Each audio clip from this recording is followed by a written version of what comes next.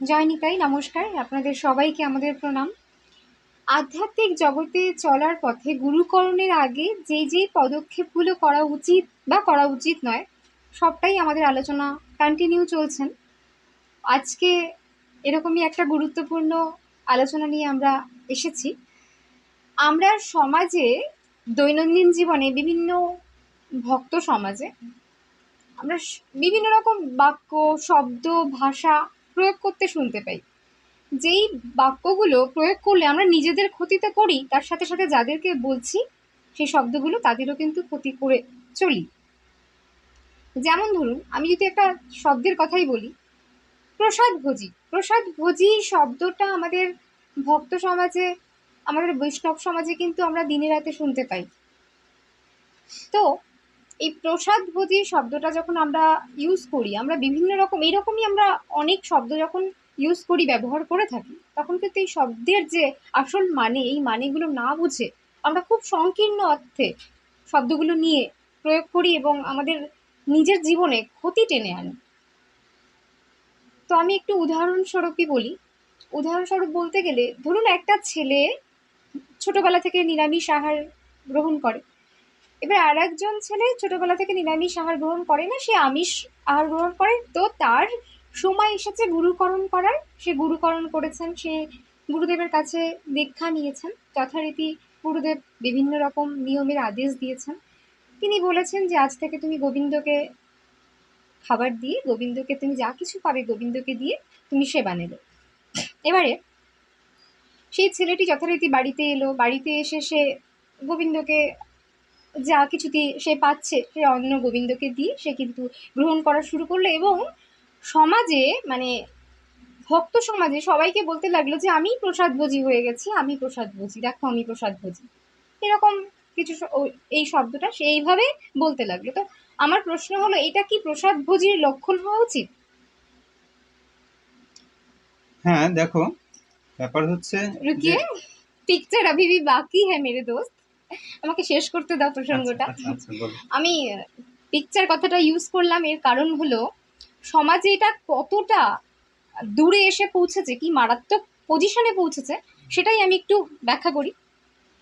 সেই ছেলেটি, যে ছেলেটির কথা আমি বললাম, সেই ছেলেটি যখন দীক্ষা নিল, সে যখন গুরুদেবের কাছ থেকে শুনে এলো যে তুমি প্রসাদ দিয়ে তুমি খাও, তখন বাড়িতে এসে যখন তার মা তাকে রান্না করে দিতে চাইলো, যদিও তার মা প্রসাদভোজী হয়নি, তার মা নিরামিষ আহার গ্রহণ করেন না, তিনি আমিষ আহারই গ্রহণ করেন, কিন্তু ছেলেকে কিন্তু তিনি আমিষ আহার গ্রহণ করতে বলেননি। সে কিন্তু ছেলেকে নিরামিষই আহার গ্রহণ করে, নিরামিষই রান্না করে সে ছেলেকে কিন্তু দিতে চেয়েছিলেন।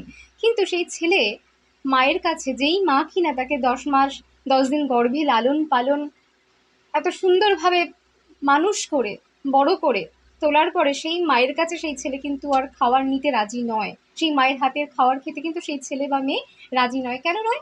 কারণ তার মা প্রসাদভোজী হননি, তার মা কিন্তু আমিষ গ্রহণ করেন। যদিও কিন্তু সে ছেলেকে নিরামিষই রান্না করে দিতে চায়, তবুও কিন্তু সেই ছেলে নেবে না। তো এই যে নেবে না, এই যে নিলে সেই ছেলের কি হবে, মানে তার ভজন নষ্ট হয়ে যাবে, তার আধ্যাত্মিক জীবনের পথে বিশাল বড় বাধা সৃষ্টি হবে। তো এটা কি আমাদের প্রকৃত, মানে এই ভক্তের কি প্রকৃত লক্ষণ হওয়া উচিত এটা? এবার বলো। আচ্ছা, নমস্কার। নমস্কার। রাগোদ্দেশ্য বিজয়িতস্তু বিষয়ান ইন্দ্রিয়শ্চরণ আত্মবশ্যই বিধেয়াত্মা প্রসাদম অধিগচ্ছতি। তুমি আজকে প্রসাদভোজী ব্যাপারটা ব্যবহার করলে তো। প্রসাদ শব্দটা গীতা ব্যবহার করেছেন, কিরকম ভাবে ব্যবহার করেছেন? দ্বিতীয় অধ্যায়ে প্রসাদ শব্দটা এসেছে, প্রসাদে সর্বদুঃখানাং হানিরস্যোপজায়তে প্রসন্ন চেতসোজ্ঝাস বুদ্ধি পর্যবতিষ্ঠতে।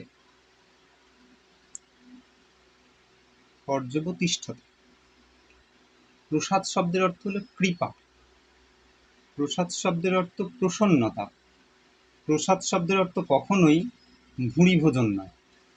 যেটা আজকে আজকে এখানে প্রসাদ পাবেন, কালকে ওখানে প্রসাদ পাবেন, সব নেমন্তন্ন হয়ে যায় এবং আমরা কিন্তু পেট পুড়ে ভুঁড়ি ভোজন করে চলে আসি। এটাকে প্রসাদ বলে না। প্রসাদ শব্দের অর্থই হলো কৃপা, প্রসন্ন হওয়া। যে প্রসন্ন হলে সে তুষ্টি লাভ করে, সে শান্তি লাভ করে। আমাদের প্রথমেই যে গীতা শ্লোকটা আমি বললাম,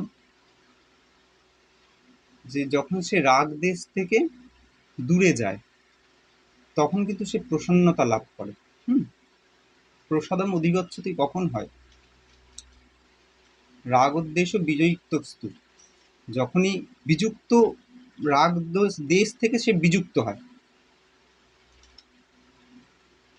এখন এই প্রসাদ শব্দকে আমরা যেভাবে, তুমি যেভাবে প্রসাদভোজী বললে, সত্যি এটা প্রসাদভোজীর লক্ষণ অবশ্যই নয়।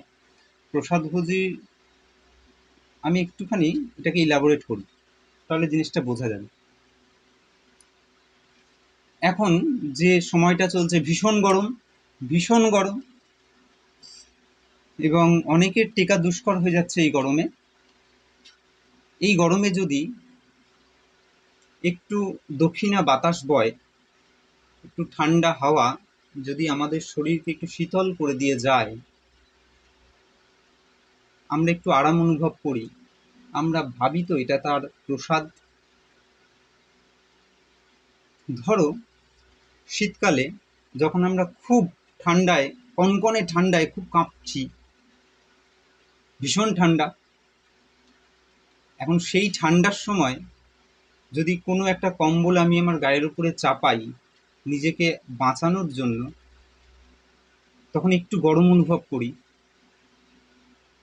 ভাবি তো এটা তার প্রসাদ। খুব গরমের সময় যখন এক ঝলকা বৃষ্টি দিয়ে তিনি ধরিত্রীকে শীতল করে দিয়ে চলে যান, আমরা অনুভব করি তো এটা তার প্রসাদ। বিভিন্ন সময় আমরা বিভিন্ন যে আবহাওয়ার পরিবর্তন লক্ষ্য করি এবং সেই আবহাওয়ার সাথে সাথে বিভিন্ন ফুল ফোটে, কোন ফুলটা কোন রঙের হবে, কোন ফুলে কোন গন্ধ হবে, কোন সময়ে কোন ফুল ফুটবে, আমরা দেখে অনুভব করি তো তার প্রসাদ। একটা সুন্দর, ওইটুকু একটা ছোট্ট প্রজাপতি, তার পাখনায় যে 7 রঙা রং মিশ্রিত হয়ে আমাদেরকে আনন্দ দেয়, আমরা অনুভব করি তার প্রসাদ।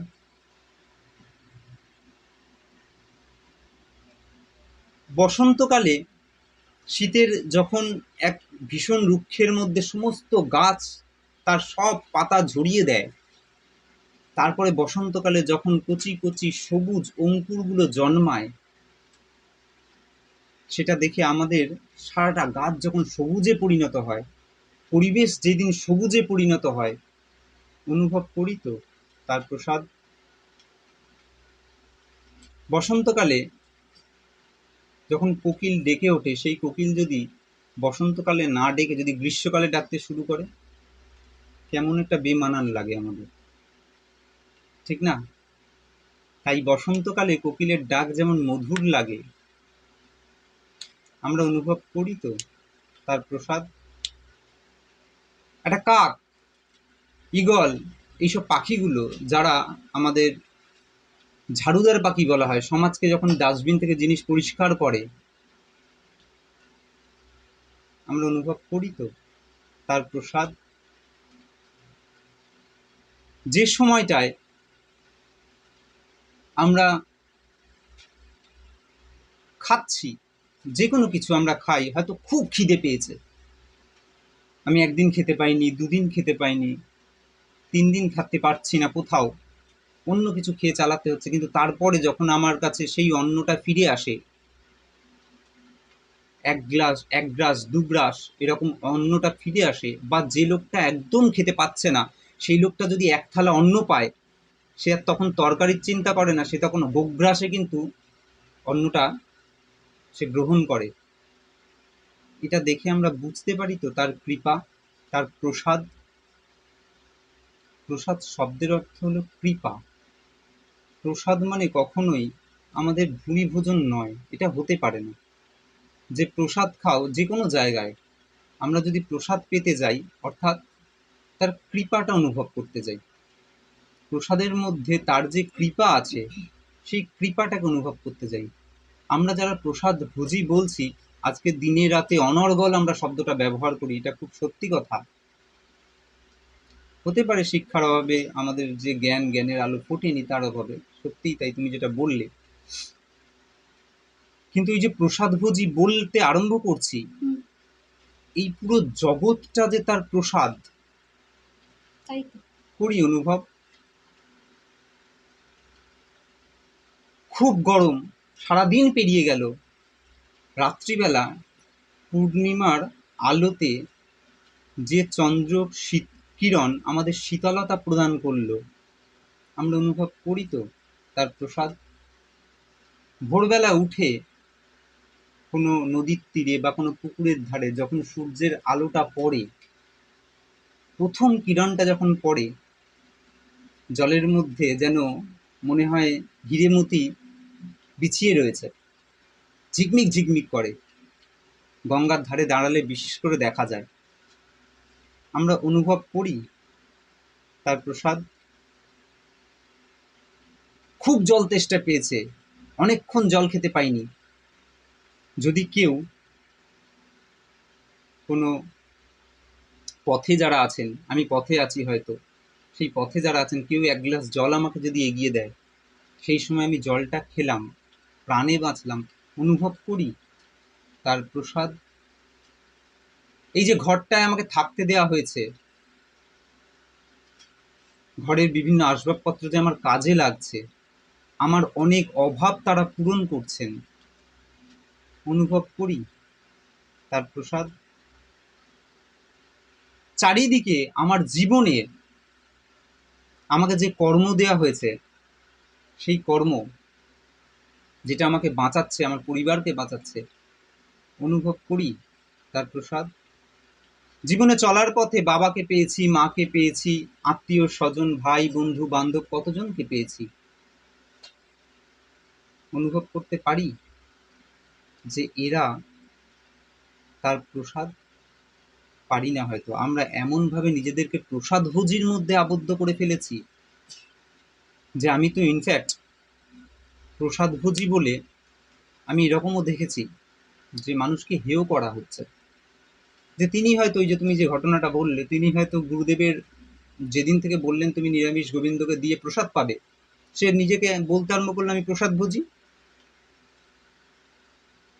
যেদিন থেকে ও বলতে আরম্ভ করলো প্রসাদ ভোজি,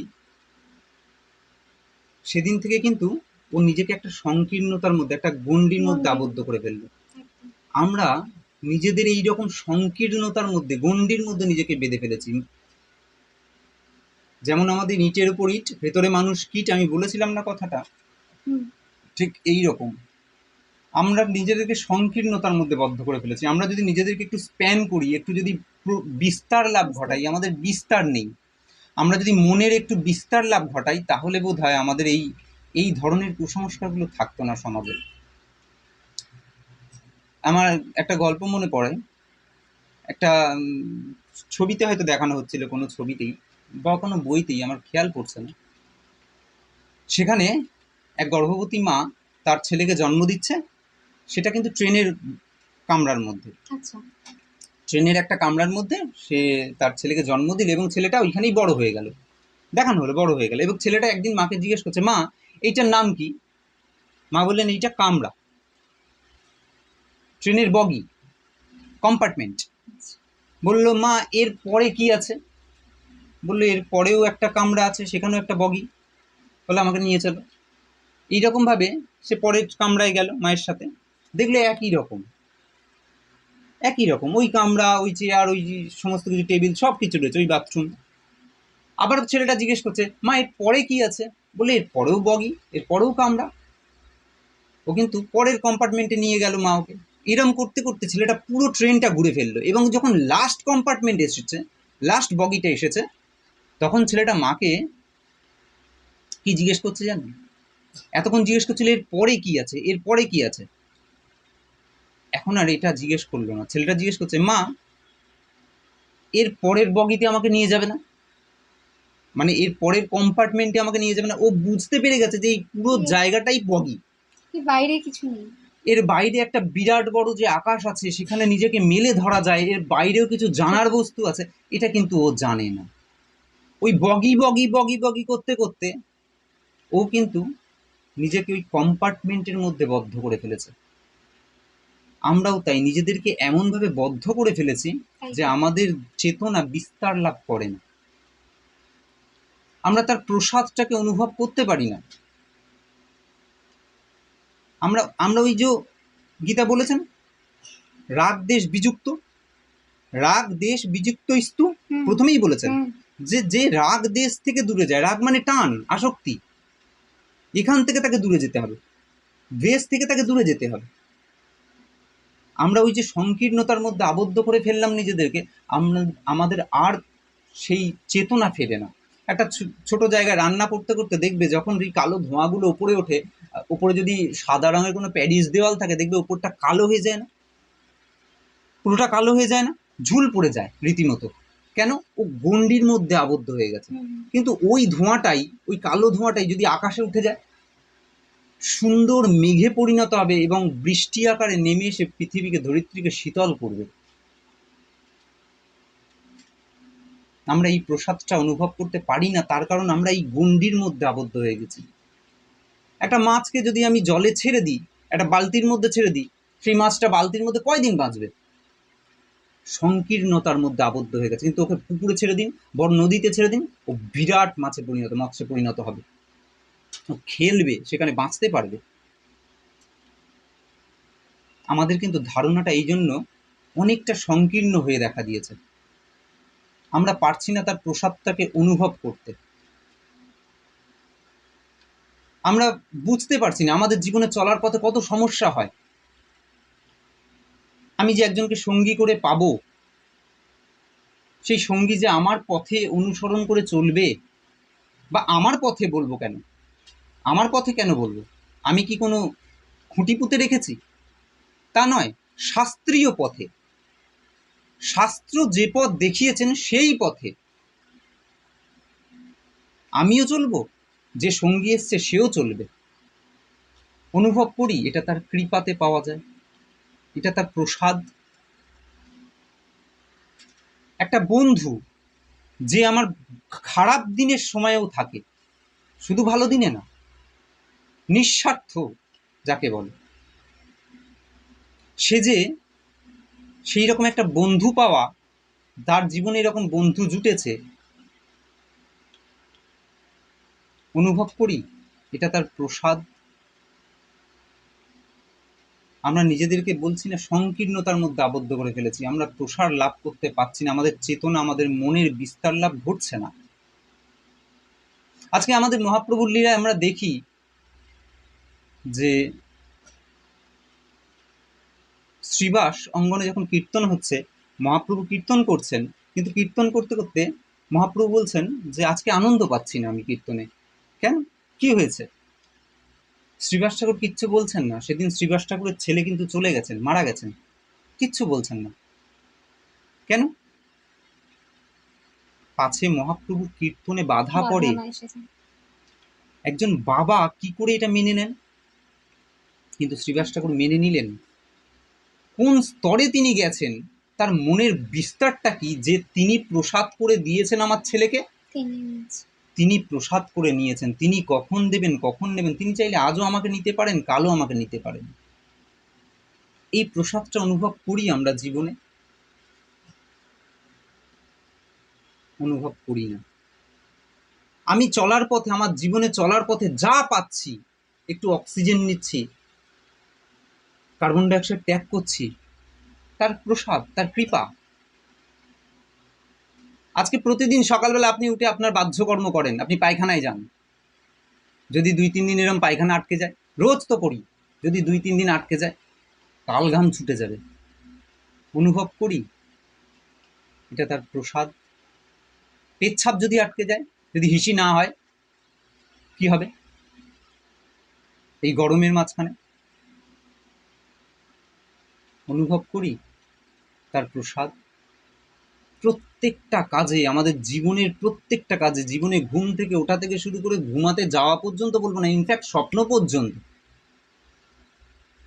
কারণ আমি যখন ঘুমিয়ে থাকি তখন তুমি জেগে থাকো। তুমি জেগে না থাকলে, তুমিও যদি ঘুমিয়ে পড়ো, তাহলে আমিও ঘুমিয়ে পড়বো চিরজীবনের মতন। অনুভব করি তার প্রসাদ। আমার সারাটা জীবন জুড়ে তোমার প্রসাদ।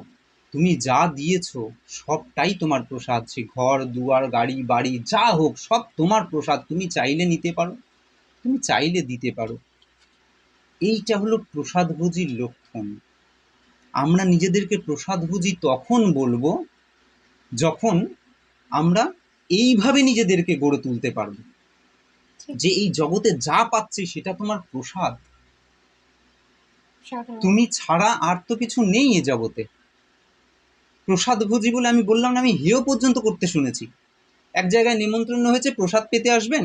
প্রসাদ পেতে গেছি, সেখানে দুই দলের মধ্যে একটু কথা কাটাকাটি হচ্ছে। কিরকম না, আমরা প্রসাদভোজী তাই আমরা এখানে পাবো, আপনারা প্রসাদভোজী আপনারা চলে যান, আপনারা ওইখানে ওইখানে নিচে পাবেন। এমনভাবে তার ব্যবহার করছেন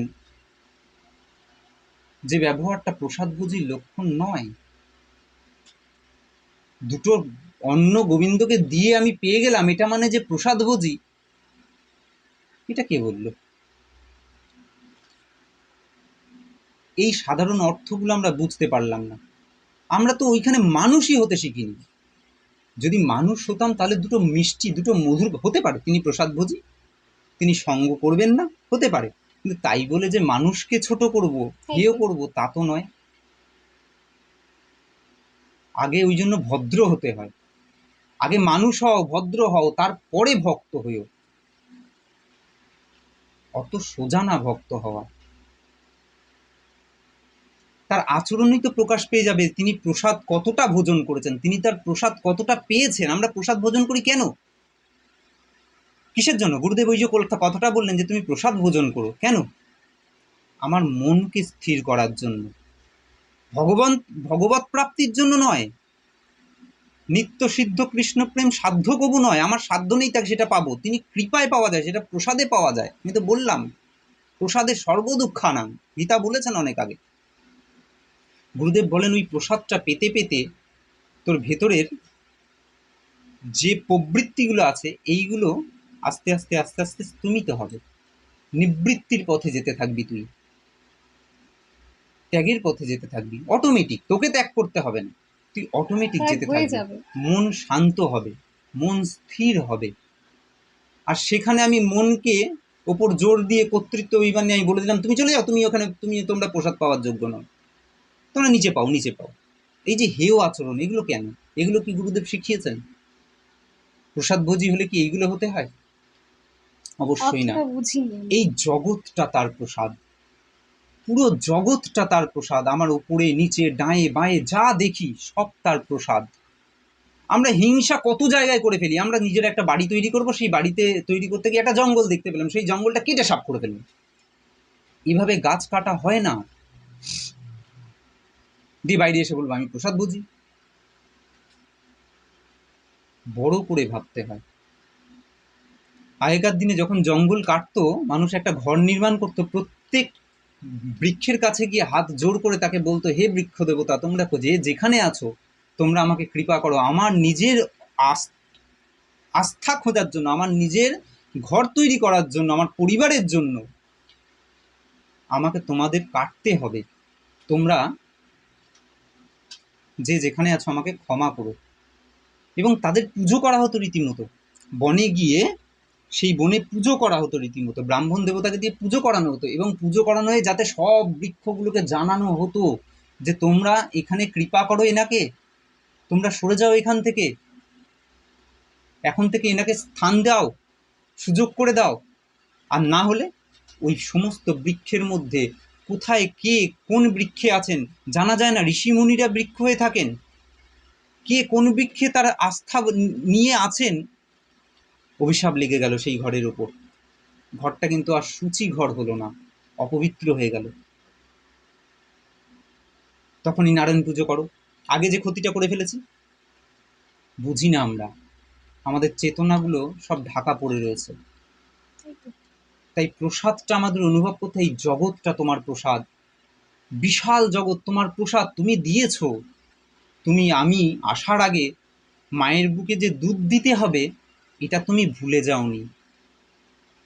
এটা তুমি ভুলে যাওনি যে আমি আসবো, আমি কি খাবো, আমার খাওয়ার জন্য জগতে কি আছে। সেদিন তোমার মুখে কিচ্ছু জোটে না। মায়ের গোটাটা যখনই মুখে দিয়ে চুপচুপ করে টান দেয় তখনই অমৃত তার মুখে এসে পড়ে। সে কিন্তু জানেও না যে কে তার জন্য এই প্রসাদটুকু করে রেখে দিয়েছে। বুঝতে হয় এই জিনিসগুলো। এটাই হলো প্রসাদ ভোজির লক্ষণ। আর একটা প্রশ্ন তুমি করেছো হুম হুম হুম। যে মায়ের হাতে খাওয়া, সত্যি এটা একটা ছবি হয়ে দাঁড়িয়েছে। সংস্কারটা কি জায়গায় চলে গেছে, তাই হ্যাঁ, বলছি। তো যেটা মায়ের, যিনি, দেখো তুমি যেটা বললে, আমি আসক্তির দিন আলোচনা করেছিলাম, যেদিন আমরা আসক্তি নিয়ে আলোচনা করেছিলাম, যে ছেলেটি আমিষ খেত, গুরুদেব তাকে বললেন তুমি নিরামিষ গ্রহণ করো, এবার তুমি প্রসাদ নাও, প্রসাদ পাই। গোবিন্দকে নিবেদন করে প্রসাদ পাও। ছেলেটিও তাই আরম্ভ করলো। ছেলেটি তো জিভ থেকে ছাড়লো আমিষকে, ভেতর থেকে ছাড়লো, ভেতর থেকে তার আমিষ গেল। তারাই বিচার করবেন যাদের সঙ্গে এই ঘটনা ঘটছে, যারা সংসার ছেড়ে চলে যাচ্ছেন, অর্থাৎ সংসার তাদের কৃপা করে ছেড়ে দিয়েছেন, তাদের অসুবিধা নাই। কিন্তু আমি সংসারে থেকে সংসারের ৫ জন মানুষের সঙ্গে মানিয়ে যদি না চলতে পারি, তাহলে সংসারে থাকার কি মূল্য? সংসারটা তো গোবিন্দ এই জন্যই দিয়েছেন যে তুমি সংসারে থেকে তুমি গোবিন্দ নাম করে সবাইকে সঙ্গে করে নিয়ে চলো। চরৈবেতি চরৈবেতি। আমি বলছি না আমরা সংকীর্ণ হয়ে গেছি, সংসারের মধ্যে থেকে সংকীর্ণ থাকলে আরো সংকীর্ণ হয়ে যাবে। সুখ এখানে নেই, সুখ বৃহতে আছে, বড়তে গেলে সুখ পাওয়া যায়। সুখম ভূয়াত দুঃখম অভূয়াত, বড়তে গেলে সুখ পাওয়া যায়। আমাদের উপনিষদ অনেক আগে বলেছেন, ভূমৈব সুখম নাল্পে সুখম অস্তি। অল্পে সুখ নেই, ভূমৈব সুখম, ভূমাতেই সুখ। ভূমা অর্থাৎ বৃহৎ, বড়তে গেলে সুখ পাই আমরা। তাই আমাদের উচিত সেই বড়ভাবে চিন্তা করা। সংসারের মধ্যে থেকে যে মায়ের হাতে ছেলেটি পাচ্ছে না, তার নিজের ভেতর থেকে আসক্তি দূর হয়ে গেছে তো? চিন্তা করতে হবে, আমার ভেতর থেকে আসক্তি দূর হয়ে গেছে তো? কে পরিবর্তন হচ্ছে না, আমার মা পরিবর্তন হচ্ছে না, না বাবা পরিবর্তন হচ্ছে না, এটা পরে ভাববো। আগে চিন্তা করো, পিতা স্বর্গ, পিতা স্বর্গ, পিতাকে স্বর্গের সঙ্গে তুলনা করা হয়েছে। পিতা স্বর্গ, পিতা ধর্ম, পিতা হি পরমং তপ, তপ। পিতাকে স্বর্গের সঙ্গে তুলনা করা হয়েছে। আর তুমি খাচ্ছ না মায়ের হাতে, মা স্বর্গের চেয়েও উপরে। জননী জন্মভূমিশ্চ স্বর্গাদ অপি গরীয়সী, যদ্গর্ভে জায়তে জন্তু যস্যা স্নেহেন জীবতি তং ঈশ্বরীং বন্দে মাতৃদেবীং পুনঃ পুনঃ। সেই মাকে তুমি নমস্কার করো, সেই মায়ের চরণে তুমি প্রণত হও। জগৎ মাতার অংশভূতা তোমার মা, জগৎ মাতার অংশভূতা। যে গোবিন্দের আরাধনা তুমি করছো, তার যে প্রেয়সী তিনি শক্তিরূপা, প্রেয়সী তত্ত্ব শক্তিরূপা। যে রাধারানী তিনি শক্তিরূপা, রাধা পূর্ণ শক্তি, কৃষ্ণ শক্তিমান, দুই তত্ত্বে ভেদ নাই শাস্ত্র প্রমাণ। আছো কোথায়? রাধা পূর্ণ শক্তি তত্ত্ব, তাকে মা বলা হয় না ঠিক, হয় না ঠিক, কিন্তু তিনি প্রেয়সী রূপা শক্তি তত্ত্ব। কবিরাজ গোস্বামী কলমে দিয়েছেন। তাহলে মারা তো সেই সেই তার অংশ, সেই নারীর অংশ, সেই শক্তির অংশ। তুমি তাকে তাচ্ছিল্য করছো, যে তোমাকে জগৎ দেখালো, যে তোমাকে এই জগতের আলো দেখালো। তুমি বৈষ্ণব কোথা থেকে হতে? বড় আজকের বৈষ্ণব ধর্ম তোমার নষ্ট হয়ে যাবে। কোথা থেকে হতে যদি তিনি না জগতে নিয়ে আসতেন? সব প্রভুর কৃপা মানছি, কিন্তু তার দ্বার দিয়ে তো তোমার আশা। তার কৃপাটা হয়েছে বটে, কিন্তু তার সেই জননীর দ্বার দিয়ে তো তুমি এসছো। তুমি যে এই দ্বারকে অপমান করছো আজকে, বোঝো। বাবা সংসারে টাকা দিক ছাই না দিক, বাবা যতদিন থাকেন, বাবার একটা গুরু দায়িত্ব থাকে সংসারে। একটা সংসারে বাবা যতদিন বেঁচে থাকেন সেই বাবার উপর তার গুরু দায়িত্ব থাকে। যার বাবা চলে গেছে সে বোঝে যে কত বড় দায়িত্ব তার হাত থেকে তার মাথা থেকে চলে গেছে, মাথায় কত বড় ছাতা ছিল। কত চিন্তা তোমাকে আমাকে করতে হয় না যতদিন তিনি রয়েছেন এই জগতে, যতদিন তারা এই জগতে রয়েছে, কত চিন্তাই হয়তো আমাকে করতে হয় না। এই জিনিসগুলো আমাদের বোঝা দরকার। খাওয়া তো দূরের কথা, দুটো আমিষ নিরামিষের জন্য ধর্ম নষ্ট হয়ে যাবে? দুটো আমিষ নিরামিষের জন্য ধর্ম নষ্ট হয়ে যাবে? কোথা থেকে, কে, কোথায় শিক্ষা আছে এটা? গীতা তো এই শিক্ষা দেন না। আর যদি আমিষ নিরামিষেই হয়, তোমার ভেতরে আসক্তি দূর হয়েছে কিনা তুমি দেখো। কালকে তুমি যদি আমিষ খেতে, আজকে তোমার আমিষ খেতে কি অসুবিধা আছে? মা তো তোমাকে তাও নিরামিষ রান্না করে দিচ্ছেন। ছেড়ে দাও, যদি আমিষও দেয়, এক গ্রাস আমিষ অন্ন পাবে আর 4 ফোঁটা করে চোখের জল ফেলবে থালায়। সেই দিন বুঝবে তুমি আমিষ ছেড়ো না, প্রভুর ওপর দায়িত্ব দাও, যে তুমি ত্যাগ করাতে যেও না কাউকে, তুমি ছেড়ে দাও, তুমি ছেড়ে দাও, এইটা নয়, কর্তৃত্ব অভিমান নয়, তাকে করতে দাও, দেখো ফলটা মধুর হবে। তার উপর দায়িত্ব দাও। আমরা তো তার উপর দায়িত্ব দিই না। তার উপর দায়িত্ব দাও, নিজে কষ্ট করে এক কুচি খাও, খেতে খেতে চার বিন্দু চোখের জল ফেলো, 4 ফোঁটা চোখের জল ফেলো থালার মধ্যে, অটোমেটিক তোমার আসবে, তোমার কষ্ট হবে। আর তোমার যদি কষ্ট হয় তিনি সহ্য করতে পারবেন না, প্রভু তখন কৃপা করবেনই। তুমি দেখবে তোমার এই আচরণের জন্য, তোমার পাশের জন অটোমেটিক কিভাবে যেন পরিবর্তন হয়ে গেল। আমরা তো তা করব না। কোথা থেকে যাব, তার কথা শুনবো, গুরুদেবের কথা শুনবো, ব্যাস আমি ছেড়ে দিলাম। ভেতর থেকে তো ছাড়তে পারলাম না, ছাড়লাম বাইরে থেকে, আর ঘরে এসে সব রমরমা। এবার তাই এর উপর অত্যাচার, তার উপর অত্যাচার, তুমি এই খাও, তুমি ওই খাও, তোমার দ্বারা হবে না, ওর দ্বারা হবে না। এগুলো বিধান নয়, এগুলো বিধান নয়। কালকে তুমি আমিষ খেতে, আজকে তো আমিষটা খেলে তোমার বমি চলে আসবে না। তুমি কম করো, খাও। তুমি যদি দেখো যে আমাকে খেতেই হচ্ছে, জোর করে খেতে হচ্ছে, তুমি এক কুচি নাও তাদের মন রক্ষার জন্য। কিন্তু 4 ফোঁটা জল যখন তুমি ফেলবে দিনের পর দিন, বেশি দিন লাগে না, তুমি দেখবে কোনো না কোনো একটা বিধান ঠিকই চলে আসছে। আর তার এই বিধানটা সুনিষ্ট হবে, দেখবে সবাই তোমার সঙ্গে সাথ দেবে। সেদিন তুমি এগিয়ে যাবে, পিছিয়ে পড়বে না। আমরা এগিয়ে যেতে পারবো। কিন্তু আমরা যেটা কর্তৃত্ব অভিমান নিয়ে এই জিনিসগুলো যেন না করি, নিজে যেন ত্যাগ, এই যে ত্যাগ, আমি ত্যাগ করেছি, আমি ত্যাগ করেছি, কি ত্যাগ করতে পারি আমি? এত বড় ত্যাগের মর্ম আমরা বুঝি যে আমরা ত্যাগ করেছি, ত্যাগ করেছি, কি ত্যাগ করতে পারি? সব তো নিয়ে বসে আছি, ত্যাগ করব? আর দুটো আমিষ নিরামিষ হলে আমরা বুঝে নেব যে আমি নিরামিষ হয়ে গেছি, আমি প্রসাদভোজী হয়ে গেছি। এত সোজা, এত সোজা নয় জায়গাটা। সেই মাকে শ্রদ্ধা করো। আদৌ শ্রদ্ধা, আমাদের যত ভক্তি জগতের পদ বলা আছে তার মধ্যে শ্রদ্ধাকে আগে স্থান দেওয়া আছে। পিতাকে শ্রদ্ধা করো, বাবা মাকে শ্রদ্ধা করো, তিনি তোমার আদি গুরু, তিনি তোমার আদি গুরু। হতে পারেন তিনি আমিষাহারী করছেন, কিন্তু সবার আগে তিনি তোমার মা, তার আশীর্বাদটা দরকার। তার আশীর্বাদ ছাড়া তুমি ভজনে এগোতে পারবে না। একদমই না। পিতা মাতার আশীর্বাদ ছাড়া তুমি ভজনে এগোতে পারবে না, যতই গুরুদেব আশীর্বাদ দিন। তারা আদি গুরু, তাদের মত নিয়েই তোমাকে আসতে হবে। বৃন্দাবনে এরকম অনেক ঘটনা দেখা গেছে বাবাজিদের, মা বাবার আশীর্বাদ ছাড়া যারা গেছেন তাদের কিন্তু আবার ফিরে আসতে হয়েছে মা বাবার কাছে। তাই তাদের ছোট করো না। আমিষ নিরামিষের তত্ত্ব বোঝো, তত্ত্বটা বোঝো। যে মা তোমাকে জগতের আলো দেখাচ্ছেন তাকে হেয় করো না, তাতে আমরা পিছিয়ে পড়বো। আমি যদি সেই ব্যবহার করি, আমরা পিছিয়ে পড়বো। এটা সংস্কার কখনোই নয়, কখনোই নয়, কখনোই নয়। এটা হওয়া উচিত না। মাকে যে স্বর্গের থেকেও উপরে স্থান দেওয়া হয়েছে। আসুন আমরা সবাই মিলে সেই পিতামাতার প্রতি শ্রদ্ধা রেখে আমরা যেন এই ব্যবহারগুলো থেকে, এই ধরনের, যেগুলো আমি জানি না এখনো পরপর কি আলোচনা আমাদের আসতে চলেছেন, তো এই ধরনের ছোট ছোট যে ব্যবহারগুলো থেকে আমরা যেন অনেক দূরে চলে আসতে পারি, আর আমরা যেন কুসংস্কারের উপরে যেতে পারি। আমরা যেন একটা সংস্কার নিয়ে একটা সুস্থ জীবন যাপন করতে পারি। গীতাটা বারবার বলি যে গীতাটা পড়ো, সবাইকে বলি যে আমাদের গীতার শিক্ষা দরকার। আমরা গীতা থেকে না অনেক দূরে চলে এসেছি, আমরা গীতার বোধ থেকে অনেক দূরে চলে এসেছি। আমরা গীতার জ্ঞান থেকে অনেক দূরে চলে এসেছি, গীতার উপলব্ধি আমাদের জীবনে হয় না, হলে আমাদের এই ছোট্ট ছোট কুসংস্কারগুলো হতো না, কখনোই হতো না। সুতরাং প্রসাদভোজীর লক্ষণ এটা না, এই জগৎটা তার প্রসাদ। আমরা যেন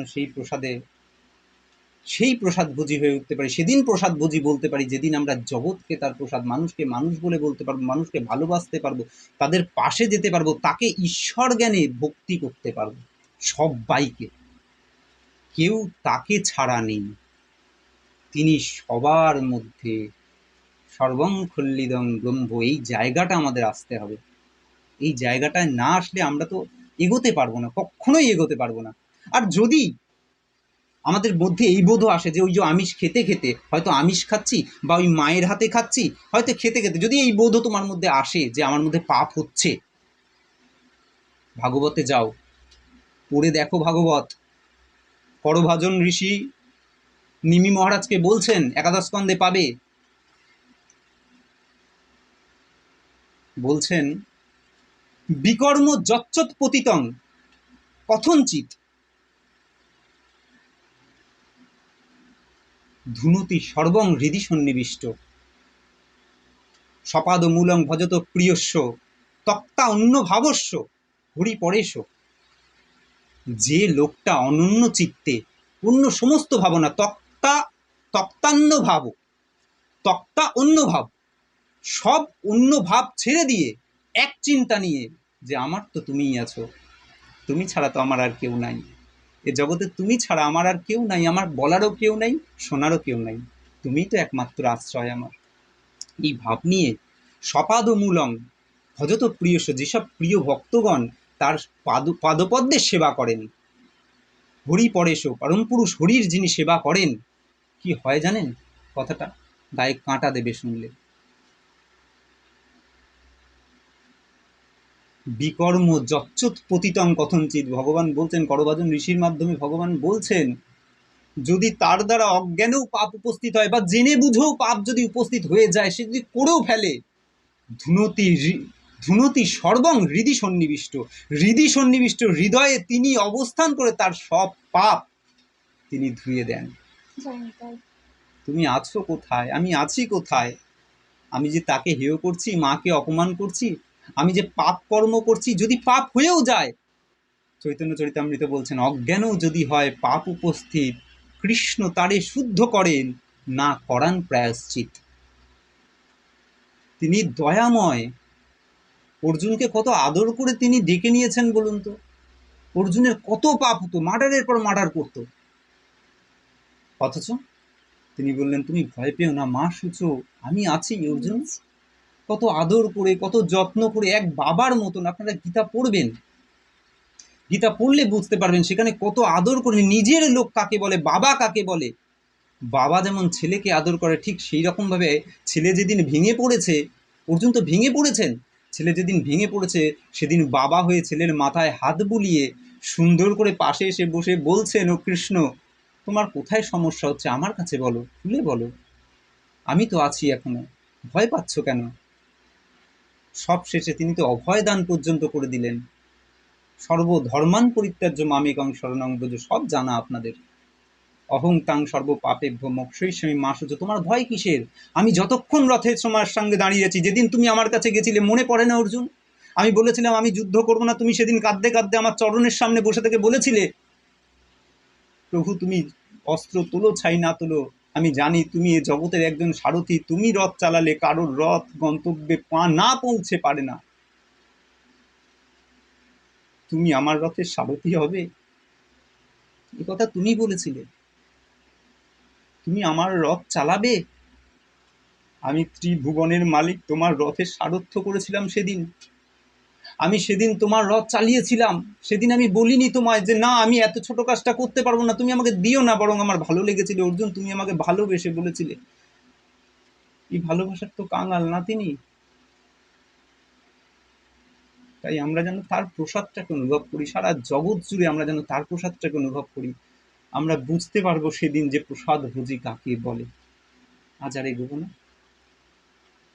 গীতা জননীর চরণে এই প্রার্থনা রাখবো যেন আমরা এই সংকীর্ণতার গণ্ডি পেরিয়ে জ্ঞানের আলোয় আলোকিত হতে পারি, এবং আমরা যেন কেউ কাউকে হেয় না করি। আমরা যেন বাবা মা, আমাদের পরিবারের লোকজন এবং আশেপাশে আমরা সবাইকে সবাইকে যেন ছোট মনে না করি, সবাইকে যেন আমরা সম্মান দিই, সবাইকে যেন বড় করে দেখি।